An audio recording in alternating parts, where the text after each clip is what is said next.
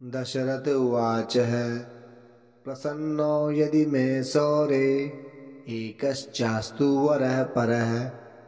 रोहिणीं भेदयित्वा तु न गन्तव्यं कदाचन सरितः सागरायावद्या वच्चन्द्राकर्मेदिनि याचितं तु महासौरे नन्यमिच्छाम्यहम् एवमस्तु शनि प्रोक्तं वरलब्ध्वा तु शाश्वतम् प्राप्येयं तु वरं राजा कृतकृत्यो भवत्तदा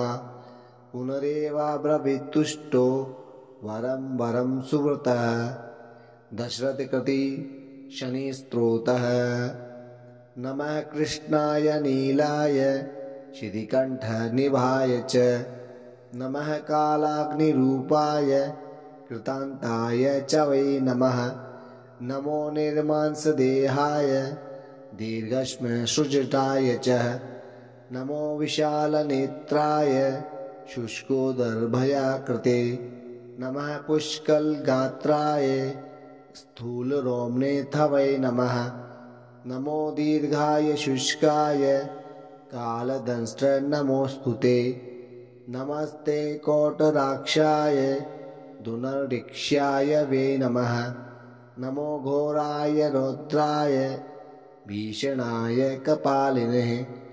नमस्ते सर्वभक्षाय बलिमुख नमोऽस्तु ते सूर्यपुत्र नमस्तेस्तु भास्करे अभयदाय च अधोद्रष्टे नमस्तेस्तु संवत्तर्क नमोऽस्तु ते नमो मन्दगते तुभ्यं निस्त्रिंशाय नमोऽस्तु ते तपसा दग्धदेहाय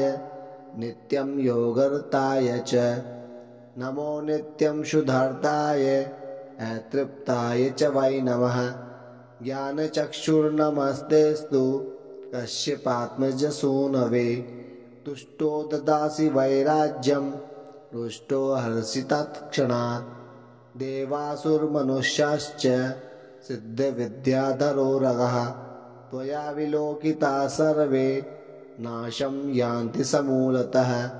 प्रसाद कुरु मे सौरे वारदो भव भास्करे एवं स्तुदा सौरिर्ग्रहराजो महाबल दशरथ उवाच प्रसन्नो यदि मे सौरे वरं देहि ममीप्सितम् अद्य प्रभृति पिङ्गाक्ष पीडा देया न कस्यचितः इति श्री दशरथकृत शनिस्तोत्रम् सम्पूर्णम्।